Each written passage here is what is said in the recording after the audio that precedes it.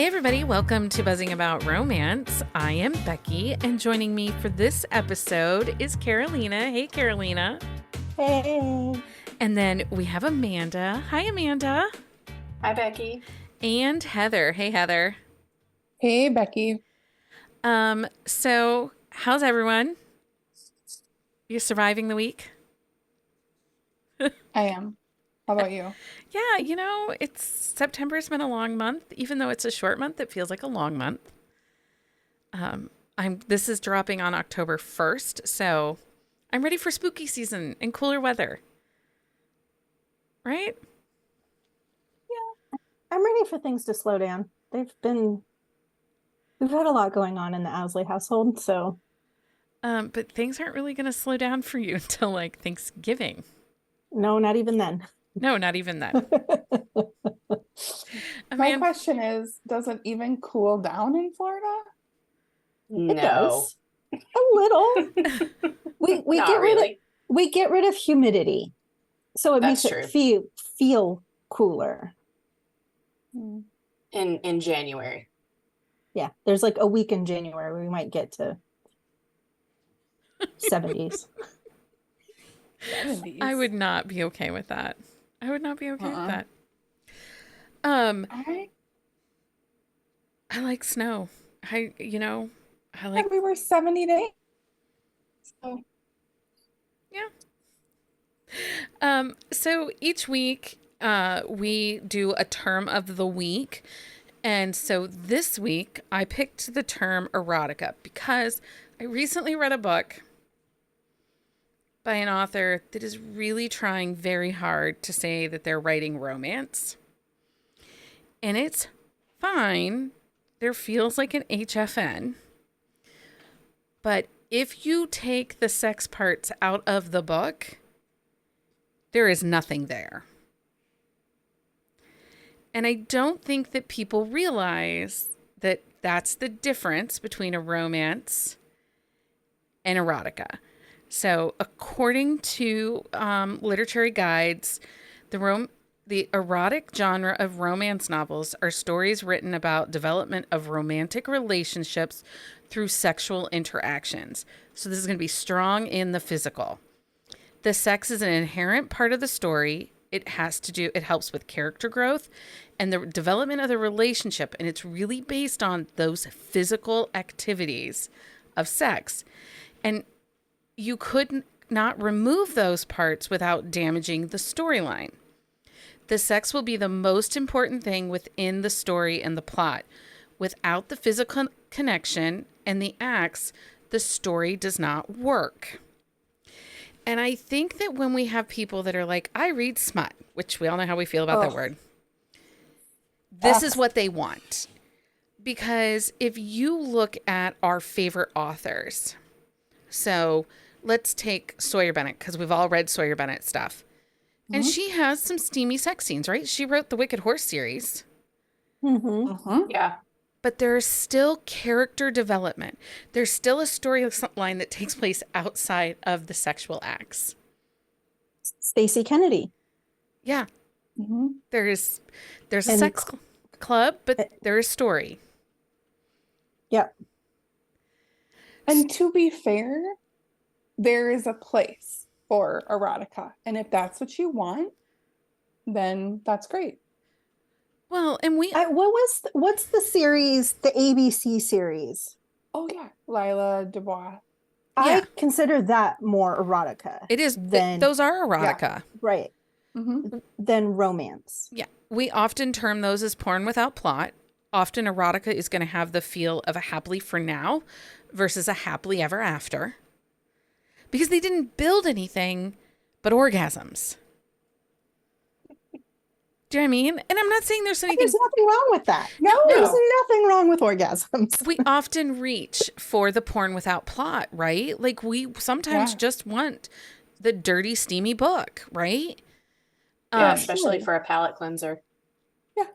Yeah, if you're coming off of like a really hard, like emotionally in-depth romance, or you're coming off of even like something like a primal kink mafia romance that had lots of back and forth and lots of buildup, sometimes you need to read, you know, Q is for by L. Du Bois so that I can think about something else for a while. Yeah, Great. if you read something heavy, like really emotional, you are going to maybe not like, it's not lighthearted, but it's like dirty and just, and they're not always long, No. And I do think that you can have sex heavy romances, but there has to be more to the story. It has to be about the connections and about the relationships. And that's why giving a term like smut to any romance that has an open door romantic sexual scene in it does a disservice to the authors that write them. Because Yeah. Go ahead. I'm just agreeing. I was going to say 100%. I was like, I thought you guys had something else to say. So I think that it's important that for the purpose of understanding expectations, that if you are somebody who uses the word smut and you're like, I read all the smut, that's great. But you kind of need to understand that by saying that, likely people who have been in the genre for 5+ years that we've been reading it, we're going to give you more erotic stories than we're giving you spicy romances. Well, and if you also notice that there's a lot, not all, but a lot of the people who talk about the smut want the spicy romance. They actually don't want the erotica. Their smut is not as spicy as we know our group can get. Right. So it's using the term incorrectly as well. Like they're embracing this term, but using it incorrectly. They absolutely are. I had saw a TikTok earlier this week where someone used the word smut in talking about Alyssa K. Andrews, the Bromance book club. And I'm like, those don't even get those are like bell pepper. Those are like the sweet peppers you put on the veggie tray. Like you can buy that at Target, I'm pretty sure. Right? Yeah. Yeah. Which I also bought like 50 Shades of Grey and Maya Banks. Yeah, we see those. Those are available in retailers. Books. Yeah. But anyway, I just thought it was a good opportunity to kind of let people know what the difference is in the words that you're using. So if you really want smut and you embrace the spicy, sexy, over-the-top sexy books, then say you want to read erotica. And then you can search for it now on your Kindle. Yeah. So you're also welcome. We added more books to your list. Yeah, exactly. Exactly. Okay, but that is not what we're here to talk about. We are not talking about erotica this episode, but we can on another episode. We might still at some point, somehow. I'm sure. Yeah, we might have to. Something might happen. But on this episode of Buzzing About Romance, we are talking about TBR Exhaustion and reader review Burnout. Because this has been a struggle this year. It has. Serious. For sure. I came into 2023 in a slump.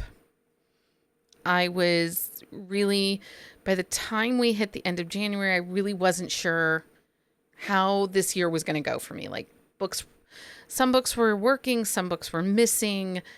I was in my dark era, and so there for a while I thought, oh, this is just because I'm reading a lot of dark stuff. I need to change it up. But then when I left the dark area, nothing was working, right? Like things were not working. But then I started thinking about why things weren't working. And now I have thoughts. And actually, Amanda, this was your idea of an episode, so I have to assume you have some TBR exhaustion. I do. I think a lot of it plays into arcs and reading things that I was not in the mood for. And then just my mood has been really off since probably maybe the August August. So, and then, then you have to start like wondering why. And then, of course, like all the things come up to talk about. So yeah. And I feel like a lot of other people in the community were having the same problem. So I thought it would be a good idea to talk about it. Yeah. So Carolina, are you having some TBR exhaustion, review burnout? I know that you've stepped back quite a bit from your social media presence. Yeah, and it's not for a lack of not wanting to be there, because I want to. There's a lot in life going on, with work and with travel. I mean, I'm very fortunate that my current job is I work remote and I can work from anywhere. So I spent a month with my parents in San Diego. And because of things like that, we spent 2 weeks with my husband's family. We've had other stuff going on that it's just there's only so many hours in the day. There's only so much I can do. And sadly, like I have this long list of post ideas that I just need to create graphics for and be ready to go. But I don't have time for that. I literally do not have time in the day if I want to sleep. And so I've pulled back from, I keep hoping like, oh, the next week. Okay, no, it's not this week. I'll get it next week. Okay. Oh, no, not this week. I'll get to it next week. And that hasn't come about yet. And then I've also pulled back from ARCs as well. Just needing breathing room in my schedule and reading based on mood now. Just, I can't commit to, I have a few commitments. I haven't pulled back like completely. There's a few that I do, because I have no patience to wait for the books on a few authors. But yeah, it's been in that sense, it's been rough because it's hard because I'm like, I miss everybody, and you'll see me in stories more often lately, mostly because that's what I have time to do. Right, because it's quick and easy. Heather, I would have to say, I think between the four of us that are here, you are the one that is probably doing more ARC reading than the rest of us. Yeah, so I actually just pulled up my Google sheet, and I am at 57 ARC here. Wow. Which is a lot. You've done 57 this year? Yeah. Oh, wow. I don't think I've done that many. So far, since January. I'm slated right now to have 71. So I feel like I need to, yeah. You're exhausting me just listening to that number. It's what Carolina said, like I'm impatient. There are certain authors that I cannot wait for. I have zero chill. I think at the height of starting the blog and, mid 2020, even going into 2021, I was having 3 to 4 ARCs a week. Oh yeah, 100%. Like I was reading to review to the next ARC, read, review, like I had a whole system. And then, plus on top of it, we as the podcast were, as 2021, came and we were developing Buzzing About Romance into what it is, we were doing a lot more like author interview episodes. So I had more space and time to read those ARCs. And a lot of times the author coming on it would be in conjunction with a release. So then I was getting even more ARCs. And I think it was like towards the end of 2022, somebody said to me that they were slowing down on ARCs because they were taking less unless they loved the author, or if that book was going to be in Kindle Unlimited, they weren't taking it because then they could just read it when it came out. And I thought about that and I thought, then there were like some, what I thought were must be ARC teams. Like in mid 2022, like I started applying for tons of ARC teams because then I I wouldn't have to work through the PR promotional companies, right? Like if you're on an ARC team, that takes away some of that stress, right? Yeah. Mm-hmm. No, though. I Because think it depends on the ARC team. then you get Oh, these that's true. art teams that they want 3 to 4 posts about every book. They want a reel or a TikTok, and then they want a written review on not just Goodreads, but it has to go to Amazon, and the demands. They're insane. I haven't been on any ARC teams with that situation, but I've had that happen with PR firms. So, but luckily I'm not on any ARC teams that require that. I am on a few ARC teams, and I don't post to Amazon unless I actually check out the book from Kindle Unlimited.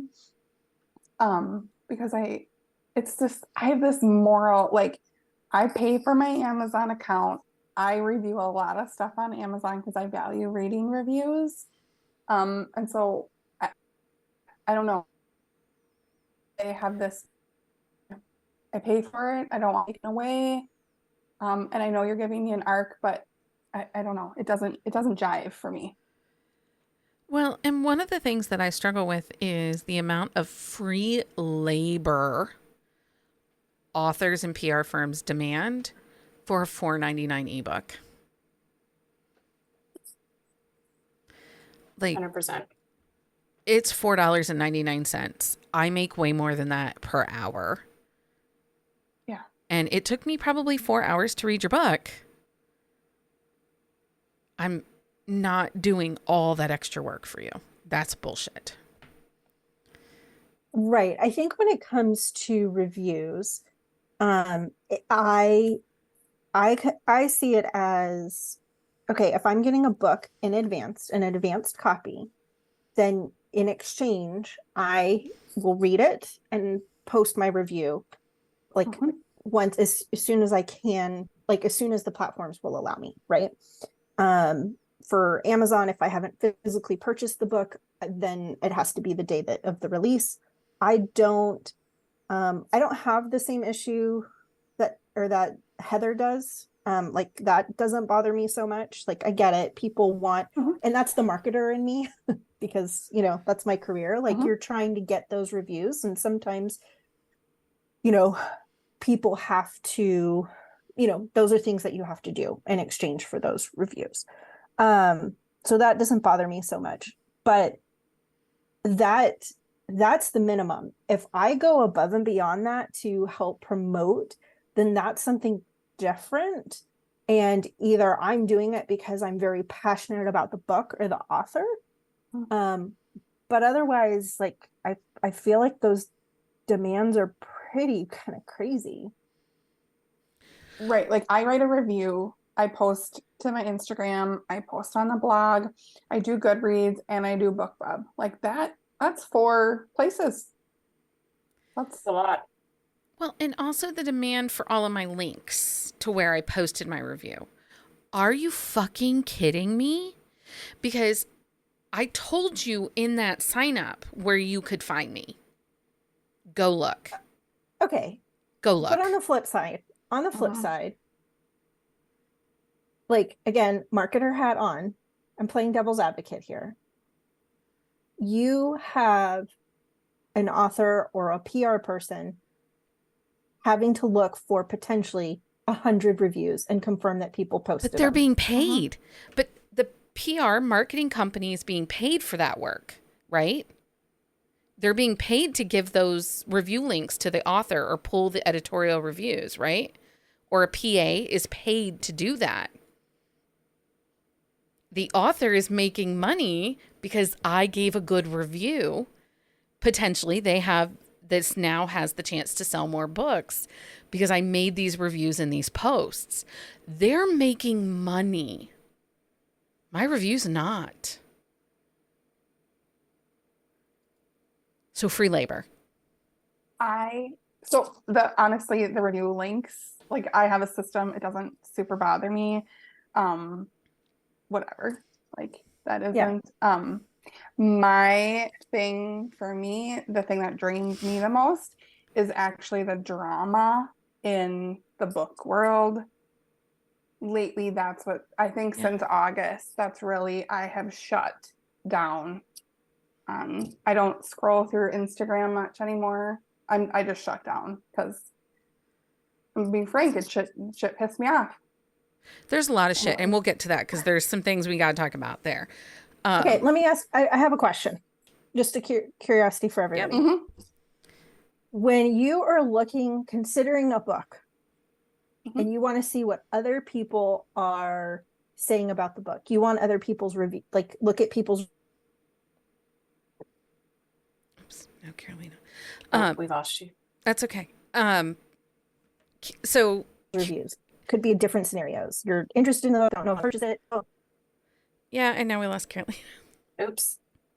That's okay. I think what Carolina is asking. Go ahead, Carolina. Okay, sorry. So, my question is, if you're interested in a book, but you want to see people's reviews to see if you want to read it, something about the book makes you question it, or if you're interested, can't decide to read it or not, you want to look at reviews, where do you go? Which platform? What's the first platform you go to look at reviews? You don't have anything open on the phone. You heard about a book somewhere in a text thread. Goodreads. What's the first platform you go to look Goodreads. for reviews? Goodreads? Goodreads. Same. Goodreads. Oh my God, I'm embarrassed to tell you, but I think it's Amazon. No, I think that's No, fair. no. That's fair. I also will tell you that if I'm on the fence about a book and I want to figure it out, I do look at those 1 and 2 star reviews.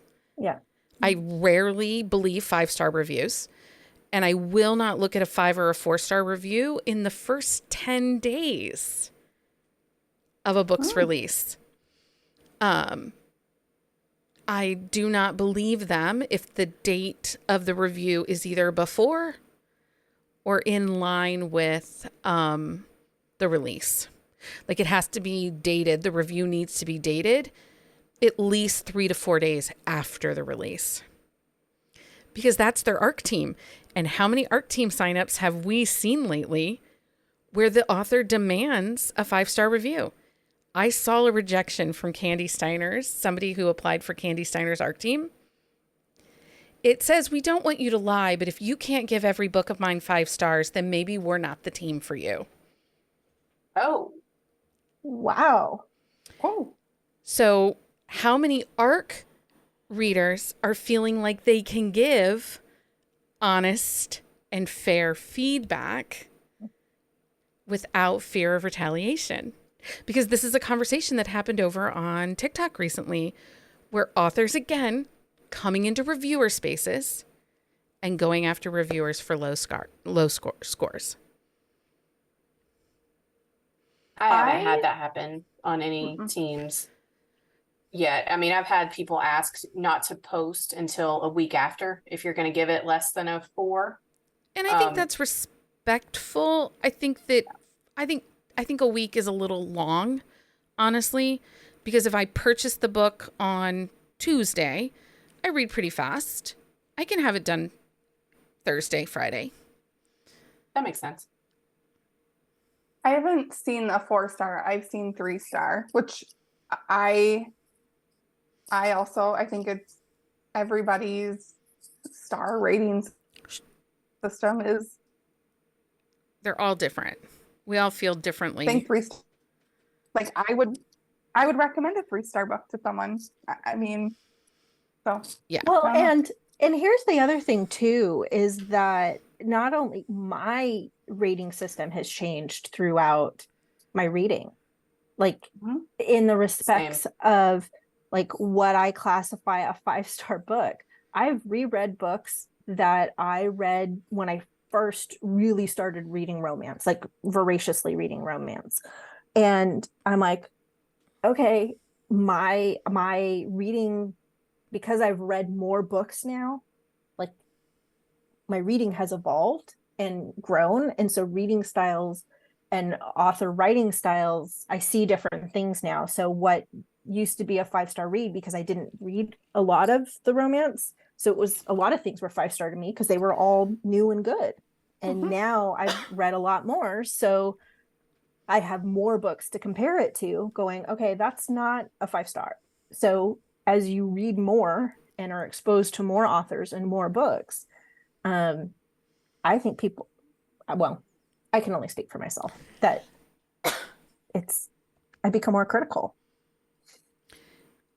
I also think it's easier to be more critical when you're not taking an arc. When my money's in play in a book, I think it's easier to be more critical. In an arc, I feel like there's an expectation that I have to hype this up.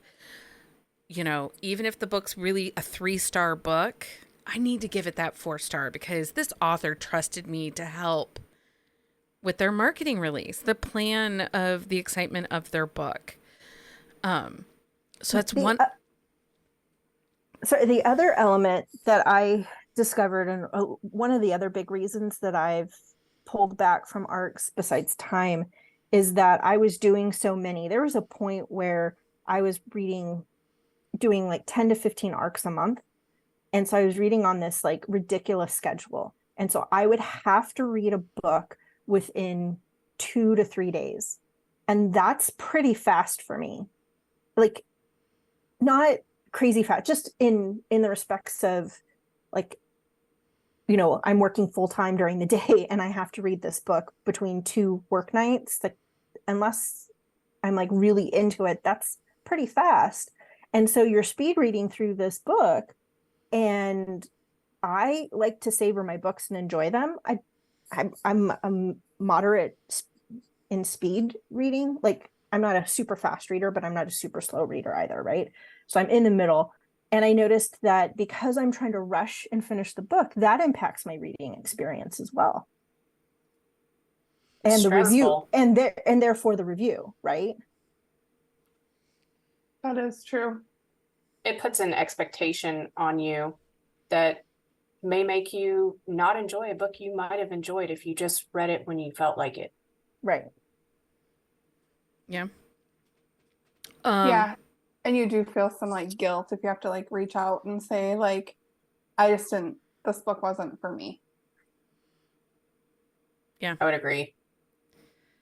So back to kind of what could be causing, we all know that I think we all can agree that some of our art commitments caused some of our TBR and reading exhaustion. And some of the burnout feelings, I think, come from that too. But I would agree. do you also think that some of the viral sensations that are happening in and around our books plays into this TBR exhaustion, this burnout feel? That do you ever look at it and think, okay, I'm going to read these books and then someone's talking about this book over here and there's a little bit of like, oh, am I missing out on a really great book? But I really need to get through these books before I can read that one.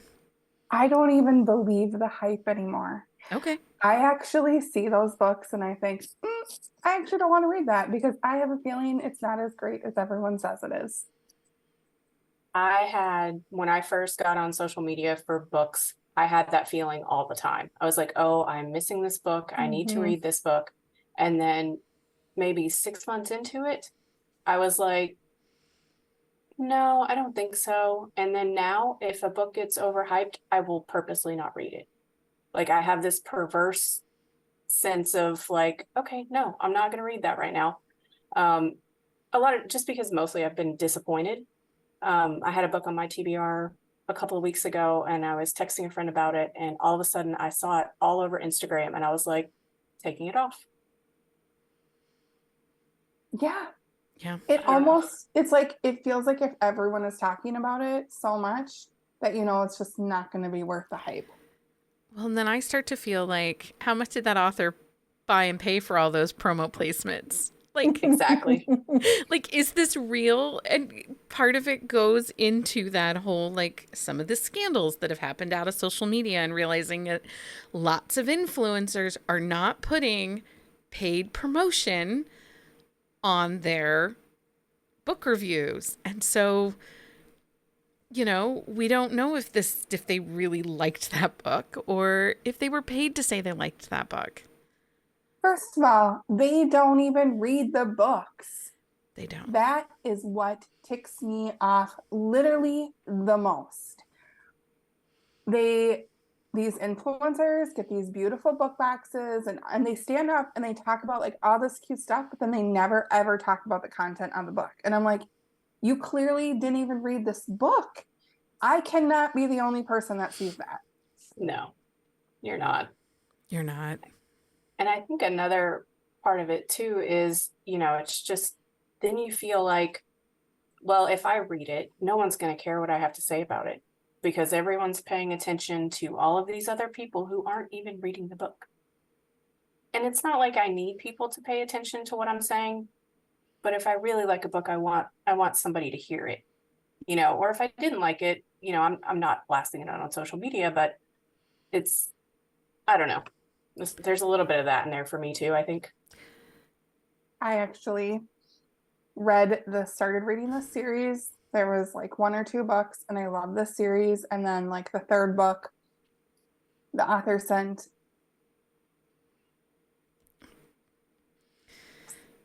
of people that had never read her books before. And it ticked me off so much. I didn't even read the book. I was like, I'm not even going to read it. Not even going to read it. And I didn't. I Not will. that it matters to her. No, it doesn't matter to the author. I get very frustrated with social media and the influencers, particularly the ones that get the mountains of book mail and just nonchalantly like, oh, look what I got in the mail, a paperback. Oh, I think this book might be on my Kindle. I think maybe I'll read it. It's on my TBR. While we have done promotional work for those authors, like we've had happy hours at no cost to the author. And we have had situations where we've done a happy hour for an author. They would not even give us an e-arc. Like I've been told, oh, well, it comes out this date and yours isn't till this date. You can grab it out of Kindle Unlimited. Like I've had to fight for like advanced copies of books when we're having an author on an episode or doing a happy hour with them. It's No. so, but these same authors are sending out massive amounts of paperbacks through their PR company. And it's like, really? It just doesn't make me want to do anything for you anymore. Yeah, the authors that consistently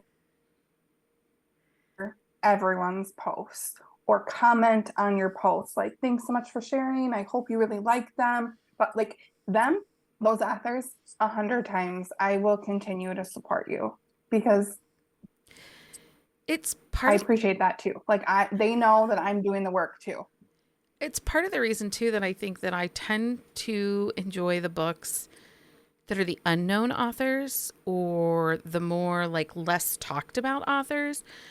Those tend to be the books that I want to give time and space to.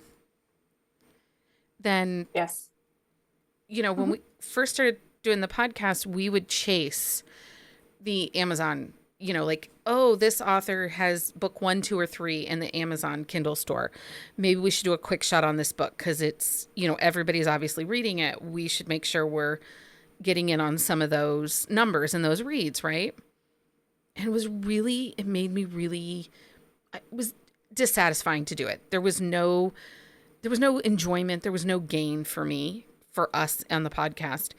And that's now I want it to be more organic. I want Heather to read this book and be like, oh my God, Becky, this is so cute. We absolutely should talk about this title. Or like, one of us finds a new author and we're like, oh my God, have you read this author yet? And everyone's like, no, I haven't read it. Okay, well, and then everybody loves it. Like, I like those moments better than chasing the ones that are hitting high in the Amazon store. Well, and if you're chasing releases, then for me, that's where some of my burnout came from. That I was constantly trying to read the new release because there's new releases like every day, right? For and sure. if you look at every author that I've read, I mean, the schedule could be busy beyond belief. And I go back to, 15 books a month, which is not sustainable, right? So stepping back from that and being able to read from a place of based on what my friends are talking about and what this group talks about and what my mood reading is, and then is a much better place for me, because then I can discover authors backlists, authors that I've read before that I haven't gone through their backlist, and or new to me authors, or books that were published 3 years ago, because authors still make money. They make money off their backlists, right? And there's a lot of great books out there that I haven't read. Same. So for me, pulling away from chasing every single new release, all new releases, was super helpful. I think that's the thing that maybe wears people the exhaustion, is that there are so many amazing authors and so many amazing books. Yeah, that's a really good point. We lose that backlist. We lose those moments of finding the organic finding that title or that author, by not chasing the trends. And I've never been a trendy girl, so I don't know why I thought I should be chasing the trendy books. Like, I'm not sitting at the cool kid table, so I really should just be okay. And I am, because like, I think about, so one of the things that, so I feel like for myself, my reader burnout, my TBR exhaustion came from chasing the trends and arcs, right? Like wanting to stay relevant, wanting to stay on the cusp of things. And it made me start to not like reading, because I wasn't having those organic moments where, like, if I think about how I found Hockey Romance, I was on the wait list for a reread of an older book on my library, and it suggested that if you liked this book, then you should try this book. And so then I read Lauren Lane's, her Oxford and Stilettos series, which if you haven't read that series, it's really great. And then under a Lauren Lane book was a recommendation for this book called Alex by Sawyer Bennett. And I was like, what's this? Oh, it's hockey? Hockey romance? This is a thing? And that was back in 2016. And I dove in, and I could not get those books fast enough.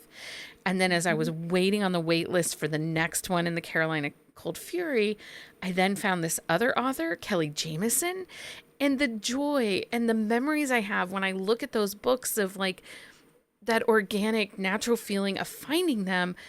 That was so happy in reading. It was like, that's why I wanted to do the podcast. That's why I want to talk about books. And doing all the social media and doing all the trends just stopped making it fun. Yeah, I think that's a big part of mine too. And then, Carolina bringing up the new releases, like, I didn't really think about that, but that's definitely part of mine, because I kind of stopped chasing the trends a little bit, but I just feel overwhelmed with trying to keep up with the authors that I love, and then trying to find new ones, because you want to keep finding new ones. You want to keep chasing that organic feeling and just having those situations come up. But yeah, it's been a tough year reading wise anyway. Yeah, I feel like I have obviously read a ton of arcs, but I look at the list and they are my like favorites. Like, but they all kind of bunch together too. I feel like September and October, there are a ton of releases, but there's usually a lull. Like they kind of come in bursts. I obviously have been a hockey fan like my whole life. And so Hockey Romance for me is not a... No, hockey wouldn't be trendy. Ever see myself. Yeah. Ever. Hockey wouldn't be trendy for you. It's just a reaffirmation of what you know and love. Yeah. Carolina, what do you think is causing your burnout currently? Or would you say you have burnout right now? Or are you kind of in a good space?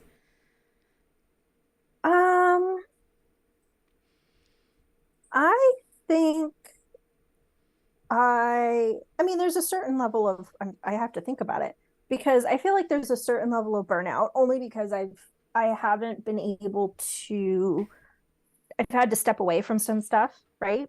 Like of commitments, because I only have so much time. And there is, um, just some books that I haven't loved. I just haven't had as many wow books as I feel like I had in the past couple years. Um, and so really being able to step back and step back from arcs, one, which I think which will continue for me into the next year because that's not going to change. I do want to get back to posting and being on Instagram more regularly because I do enjoy that. It's a creative outlet for me to talk about books that I love and creating those posts. Um, so there's a little bit, but I've also I haven't loved the books as much lately. I haven't had as many 5-star reads this year. I could probably count 5-star reads on one hand that I've had this year, maybe two. I just haven't had them. So I've had less books that I've been excited to rave about. Yeah. Which is disappointing because I want to love the books. Mm-hmm. And some of them are just meh. Yeah. Not working. Yeah. Amanda, what do you think is causing your current burnout feels other than just releases? And A lot of it right now is just my mood. I get kind of moody around my birthday. Same, I don't know friend. why. Same. So it's you get that whole like, oh well, what am I even doing with my life right now? Like it's another year, like, what's happened. And so, and it just books don't hit the same if I'm just being in a moody place, I guess. And I do feel like I haven't read as many 5-star new releases this year, unless it's an author that I just love pretty much everything they write for the most part. And I have a few of those, and I've had some good releases for that this year. But my biggest like 5-star reviews have come from Backlist Binge this year, I think. And that's been good. I mean, the mood has forced me to do that. So I think that's been a really good thing, but I honestly just feel like it's just been me. Yeah. For the most part. Heather, what's causing your burnout, you think? I think the drama in like book talk. I used to like going on book talk and get book recommendations or kind of find the hidden gems on there. That was like a thrill for me. And then just the end of the summer, it just got to be gross, and I didn't like what the community was turning into. So I kind of shut down and kind of became recluse and started just reading what I wanted to read. What I will say is I do like for our community is I can turn off book talk. I've taken TikTok off my phone a couple different times this summer, but I can always tune into our Discord and find somebody that's happy about books. And that is affirmation, and that helps me keep going. Like, people are still finding books they like. I just need to get back to that headspace.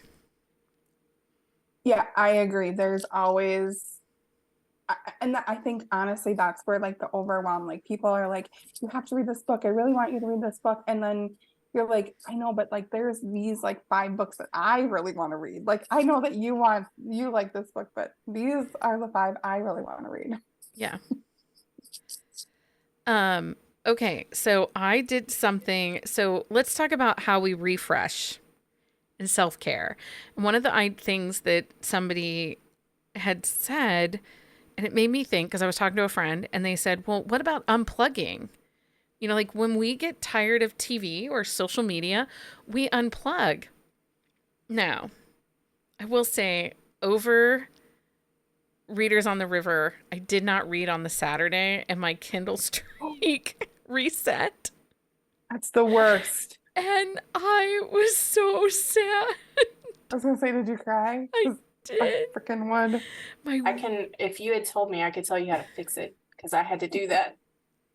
It's 'Cause I- fine. It shouldn't bother me as much as it does.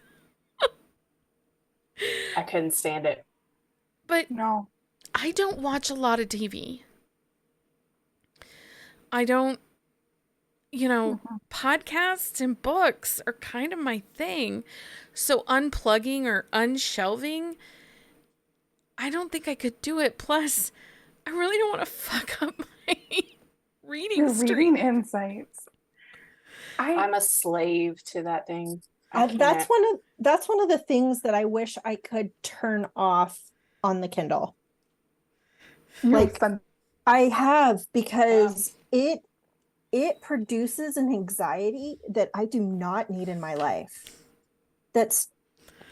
I have goals like that cause me stress, and if I'm not meeting them on my own, I don't need my Kindle to tell me that like my 100-day streak is gone because I forgot to like put my Kindle on Wi-Fi. Like, it just is madness.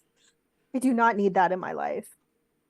Yeah, I hate to use the word trauma because it's so like deep and wrong to use in this term, but like I remember the last time my streak was broken, and we were in Florida for my friend's 40th birthday, and so clearly it was 100% worth my streak. Right. But that was like how many years? So I make sure I open my damn Kindle app every day on my phone and like flip through a book just because I don't want my streak to be missed. It's so stupid. Same. I do the same thing. And mine sometimes even won't register. Like I have to go in there and make sure that it got it, because the day that I missed, I read on purpose that morning because I knew we were going to be busy. And then it still messed up. So I went in and hacked it and redid the day because I read that day. I did that one time with book club. Oh my God, this is the best. So book club ran late one day, and I always read at night before I go to bed. Like, that's how I shut my brain off. I put my cell phone down, I'm done with social media, and I read for at least an hour before I can go to sleep. Like, it's part of my nightly routine. But book club had gone really long, and I was pretty tipsy. But it was okay. I changed the date on my Kindle. And the time zone. And the time zone, and rolled it back 3 hours and read for like 5 minutes. So it registered. And then in the morning when I woke up, I put it to the right time. So this is a problem, people. This is a problem. It shouldn't matter that much, but it does. I know. So like I want to be the person that just doesn't care. Same. Like to give zero fucks about it. I want to be. We're not that person. I'm not sure we'll No, ever I'm be that that person. person. Obviously, none of us are that person. Well, Carolina is apparently that Oh. person because she Carolina. stopped looking. I had to. I don't. And there's occasions, when they do their seasonal, like their summer stuff, it pushes it down because they do those like bookmark challenges, like you have to earn different stuff to get them. And so I like those because I don't care about those challenges. Like I ignore them completely. Me too. But I have to, because I recognize that it gives me anxiety, and I will get fussy and bitchy about it. And Joe's like, well, what's wrong with you? And I go into a tirade, and then you take a step back and hear yourself. Like, Oh yeah. like this is a problem. So I stopped looking at it. And you're like total first world problems. Oh, absolutely. Yeah, I know. So how do we refresh? What is the self-care that we need to be having right now in order to kind of combat this burnout and these exhaustion feels. So one of the ideas I had, and I did it this week, you guys, and Heather is flipping out. I am. What, Amanda? I did see you do that. Okay. I was just remembering what you did. I went into my Goodreads and I removed every book that I had under the want to read shelf. I mass removed them. Oh. I then went into my Kindle, and outside of the one book I am reading, I returned every KU book on my Kindle app. And I'm starting over. I have a stomach ache thinking about doing that.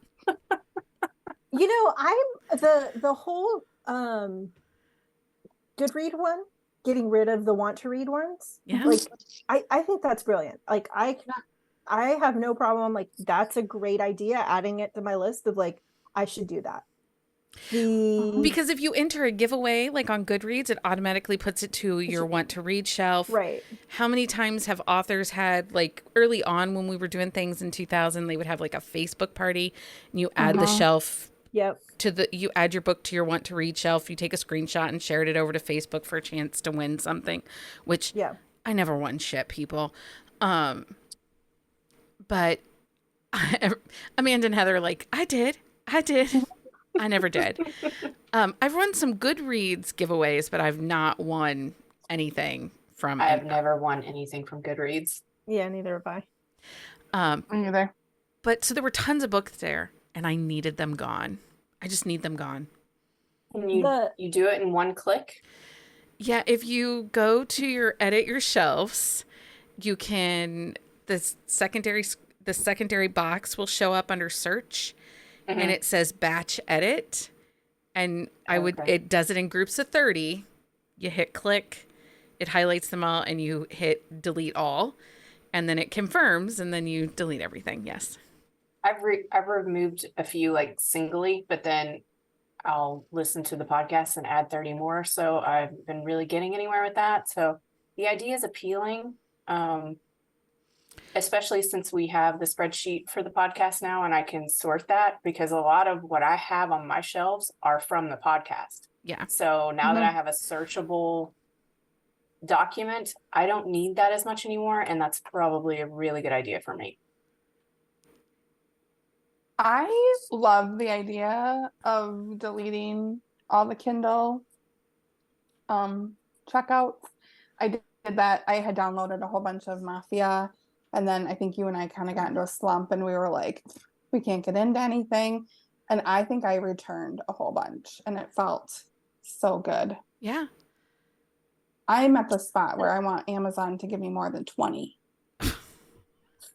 Do you remember a year ago when you were yelling at me because I had 20 before you had 20 and you were like flipping the fuck out? You're like, I only have 10. How do you have 20? And I'm like, I don't even know how I got the 20. I know. I'm telling you, it's stupid. It's like that Stuff Your Kindle Day where you download all these books. And I'm like, why am I downloading these? Like, I'm not going to read them. Why did I download them? Now, I will say I don't delete those because like our book club pick in October is Rough by Vanessa Vale and Renee Rose. And it's a free first in series. And I had downloaded it as a free first in series. So I had it and I didn't have to worry about, if I was going to have it because it's not a KU book. So I did some keyword searches on some of the books that I downloaded and they didn't have those keywords. So I deleted them. I was like, well, what keywords would those be, Heather? Well, let's see. There's quite a few. My husband goes, what are you doing? I said, I'm doing a keyword search. And if they don't have these, he's like, what words are coming out of your mouth? I said, if they don't have them in there, they don't belong on my Kindle. Carolina, are you going to delete all your Goodreads, want to reads? Yeah, I'm actually trying to figure out how to do it right now, but it's not working right. So we might have to have like a walkthrough share screen situation to make sure on how to do this. Yeah, I am all about the Goodreads one. The Amazon KU one, I do that sporadically on my own. Like I'll keep certain things or clear it altogether. Sometimes because I like will highlight passages I really like, or I'll put some notes in. I'm that person. Like that's why I love the e-readers, because otherwise I'd be like highlighters and all these like little note tabs. It's easier because then I can export it and everything. So sometimes they sit there until I can export them. No, there's a And website you can go, and anything you highlight and all your notes will show up in your Kindle. That's from your Kindle. It's part of, it's part of Amazon in your Kindle. It's the, Even if you return it? yes, it's the Kindle web reader. I don't know. I'll send you the link. yeah, send me the link. Because I so do yeah. do that. Yeah, I'll go back to pull quotes and I'll grab them Yeah. off of that website versus going and dinking around with my phone. Yeah, I need that link. I think oh, sorry. Go ahead, Carolina. Yeah. No, so that one I do sporadically already. I think I was just going to say I leave the 20 in my Kindle borrows because I think about half of those are actually books that they took out of Kindle, and I borrowed them before out of KU, and I borrowed them before they went out of KU so that I don't have to buy them when I finally get around to reading them. Yeah. But yeah, those are that's about, I think that's half of my 20 borrows right now. But I do the same. I save it so I can highlight posts. So yeah, there's a website you can grab your already highlights and your notes off of. Okay, so apparently that's very new age thinking to delete all your wants off of Goodreads. What is one thing you wish you did better when it came to your reading habits in your TBR? What's one thing you wish that you were better at doing? Tracking all the different things when we talk about episodes, all the like small little the microtropes. The microtropes, this like the silly little nuances about stuff. That's the analytical part of my brain that I also give that up because that takes a lot of work, and who's got time for that? One of the things that I'm trying to do is set some like intentional reading time. It's more of like that self-care, not just the, hey, let's read before bed, as the wind down, but like have that enjoyable, outside on the patio, reading with a cup of tea or a cocktail, like sitting, curling up on the couch and reading in the afternoon. I tend to, by nature, kind of overschedule my days because I'm a to-do list kind of girl, and I always have something on my to-do list. And so making that time to just sit and read and enjoy that is something I want to do more of. What about you, Amanda? What is one thing you wish you did better when it came to your reading habits in your TBR? I think I wish that I would kind of track how I'm feeling as I'm reading a book. And I think this is probably also part of why I have burnout, is when I go to write a review, I have a really hard time writing it unless I've made notes while I'm reading. And, I do that a lot for my arcs, but I don't do it enough for books that I read normally. And then I want to write a review to either, encourage people to read it or promote it or whatever. And then I go to write the review and I'm like, I can't like put it together. So I wish that I kind of like just tracked how I was feeling. If I'm going to write a review, I wish I would be better about tracking that. Yeah. What about you, Heather? What's one thing you wish you did better when it came to your reading habits in your TBR?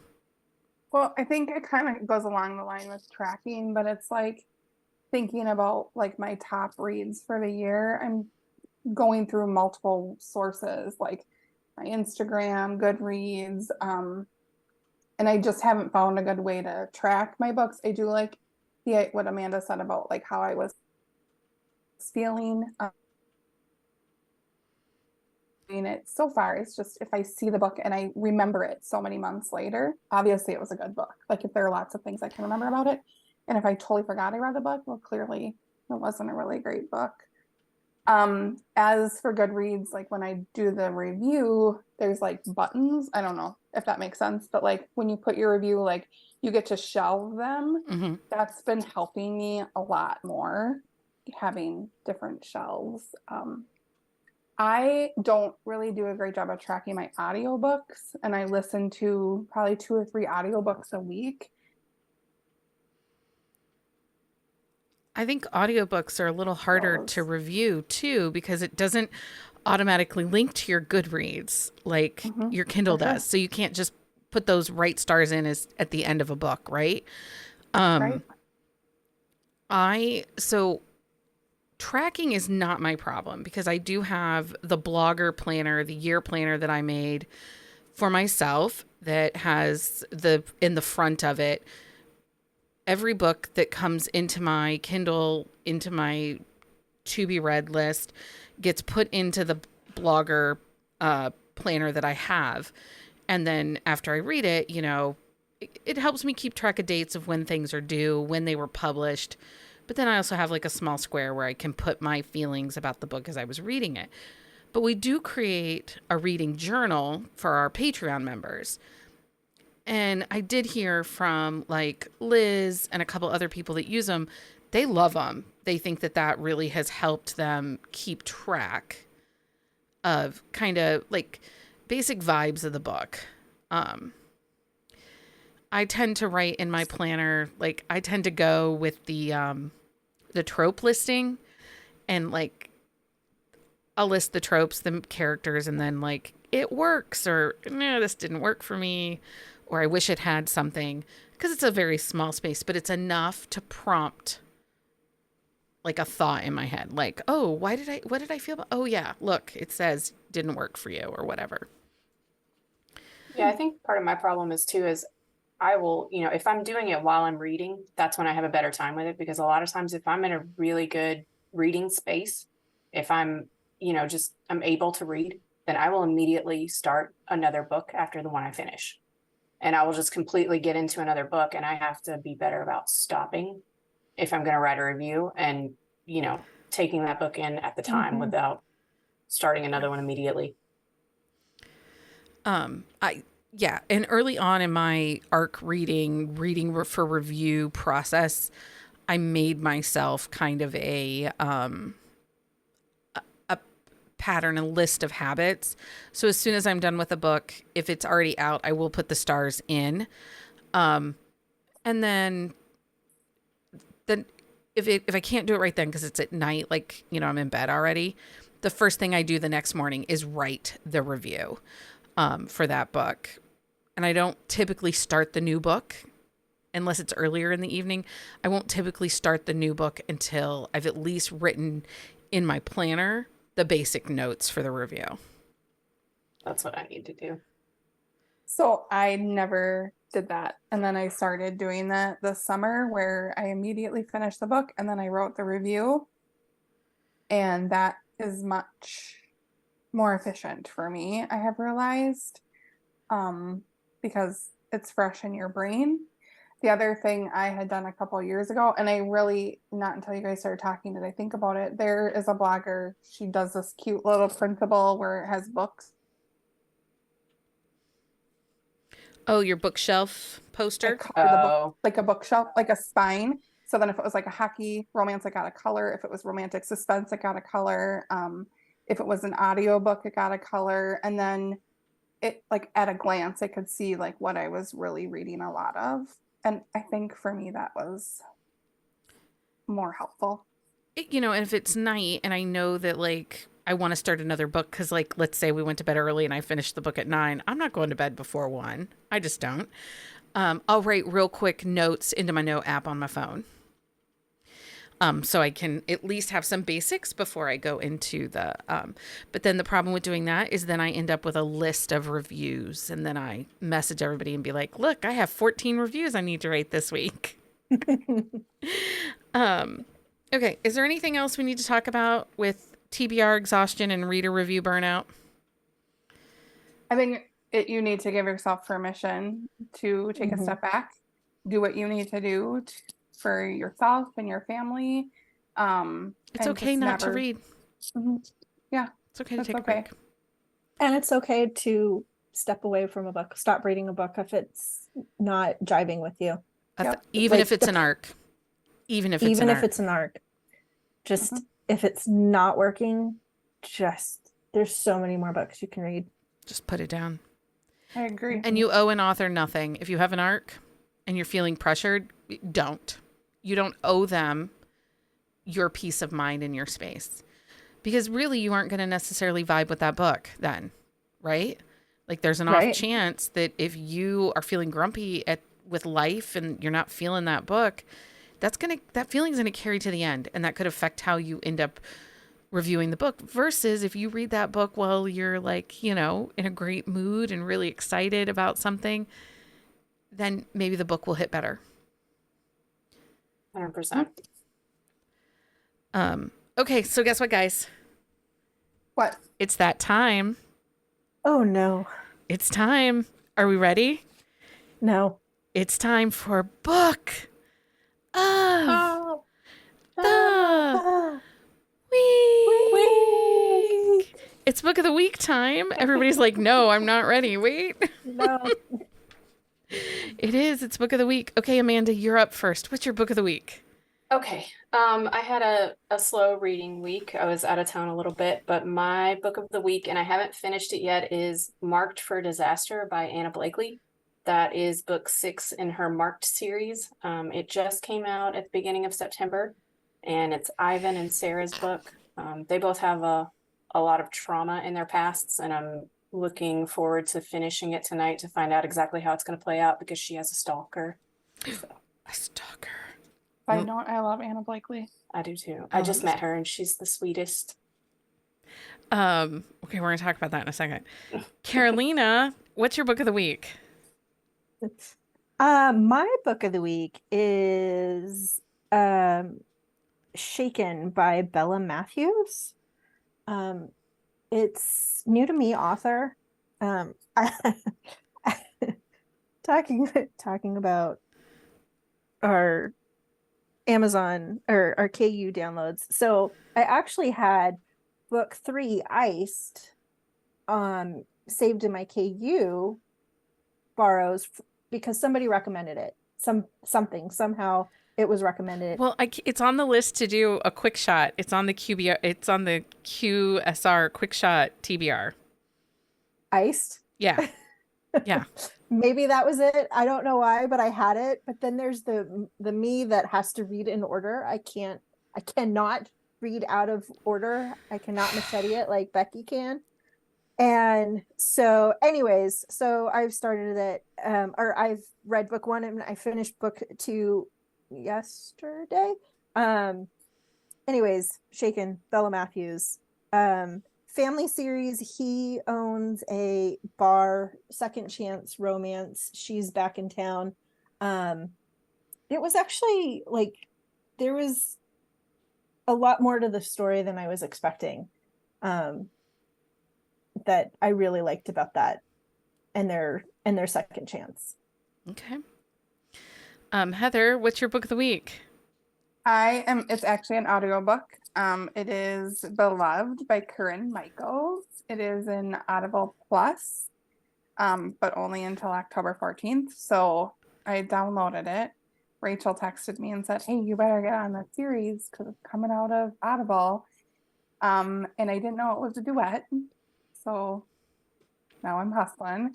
So it's about a girl. She's like a high-powered, she is like kind of a boss babe, kind of. And she finds her fiance cheating.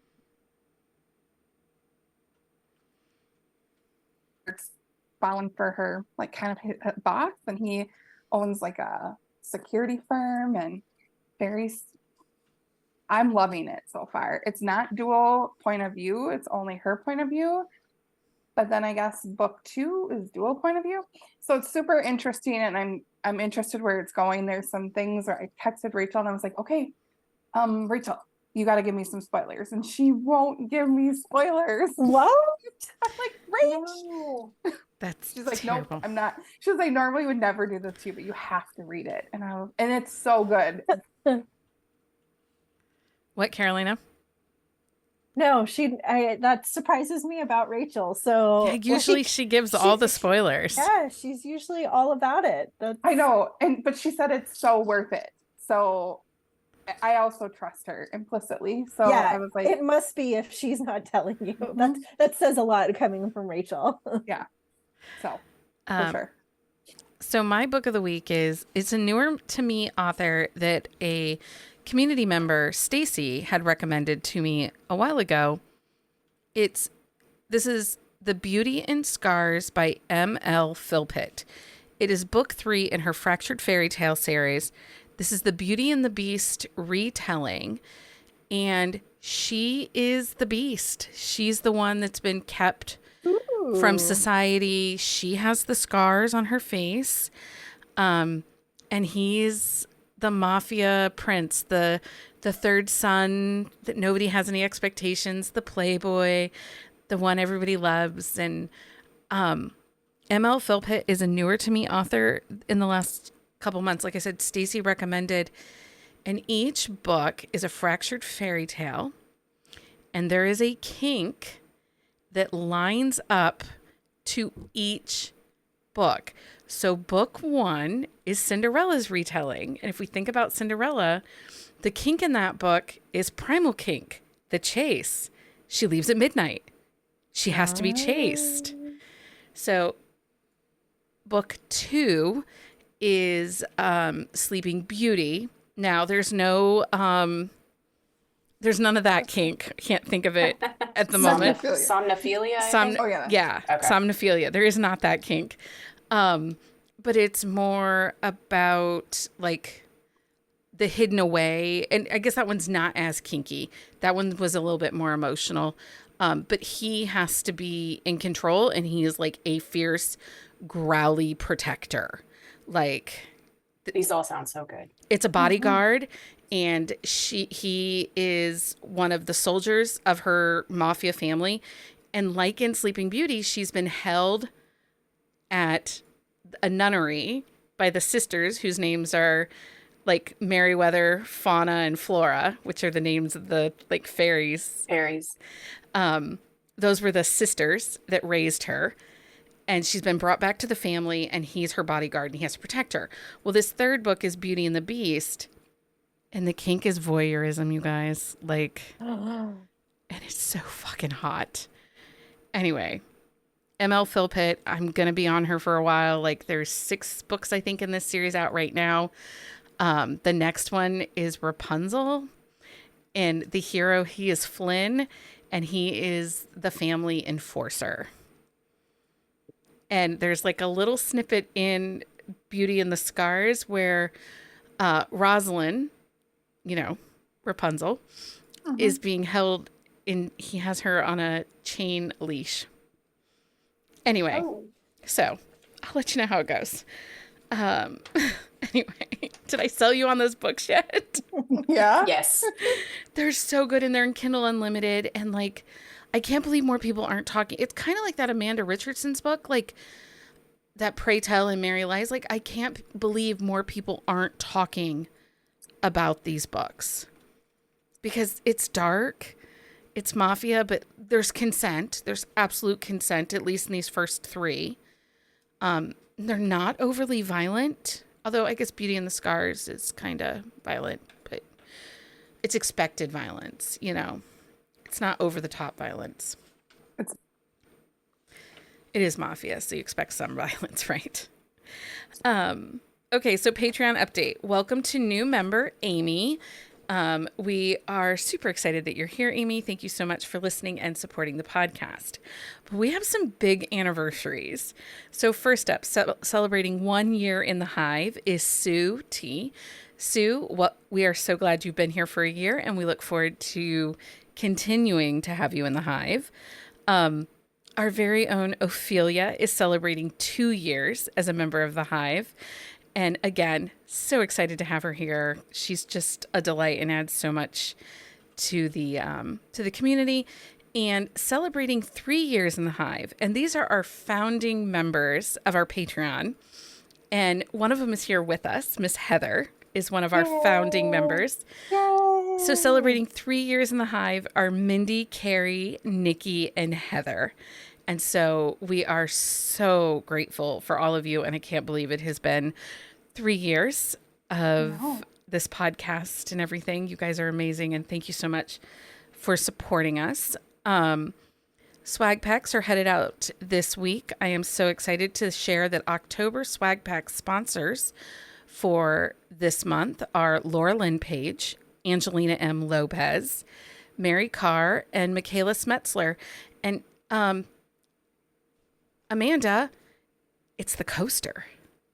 I know. I'm so excited. I Loretta's. want that coaster so bad. Swag packs go out to Fancy Drinks, Cold Brew, and Queen Bee tier. And we still have fun buzzing about romance exclusive stickers, mood reading cards, and other fun things. These are mailed monthly in and around the 5th, 10th of the month. And we do ship these internationally. There is no wait time on... Oh, this is wrong. There is a little bit of a wait time on this perk. These only get shipped out on the 10th of each month. So if you join in October, before I mail the packets, you will get October's.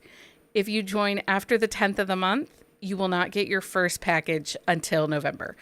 I had to make some changes because keeping track of things, it was taking time and my brain couldn't handle it. Just so you're aware. Because of our amazing Patreons, we're able to bring you 3 episodes a week, and we're still working on our goal of 75 members so we can plan our first ever book retreat. All members of the Patreon get exclusive episodes along with perks like Buzzing Book Club. And we are 1 month out from the HEA Readers event in Indianapolis, Indiana. There are still tickets available, and we would love to have you join us for our first ever Buzzing About Romance meetup. Carolina will be there. I will be there. Jenny will be there. And so we promise so much fun and a good time. And then I don't know if you heard, but we are recording our first ever live episode at the Barnes & Noble in Maumee, Ohio on November the 18th. We'll be joined by some amazing romance authors, Jennifer Hartman, Samantha Gale, Piper Rain, Callie Mell, Emily Silver, Brianna Michaels, Dr. Rebecca Sharp, and Janice Whitaker. We'll all be there on that Saturday, and we'll be doing a live episode with them. So it's going to be so much fun. You can find a list of all of our events at bookcaseandcoffee.com/events, including happy hours, IG lives, and book club. But also subscribe to our newsletter because that will also give you all the going-ons. Because I think we're also bringing back Mug Monday. I got bullied into Mug Monday coming back. That's for Gretchen and Liz, I think. I don't know. But we have themes. There's information on the website. Anyway, everyone, thank you so much for hanging out with me and talking about TBR Exhaustion and Reader Burnout. Thanks for having us. Until next time, everyone, happy reading. Find us on Instagram at Buzzing About Romance or on Twitter at Buzzing Romance. If you like the podcast, please leave a review. If you'd like to support us directly, join the Bookcase and Coffee Patreon and receive exclusive content only available to Patreon members. Check out bookcaseandcoffee.com for our on-the-shelf show notes.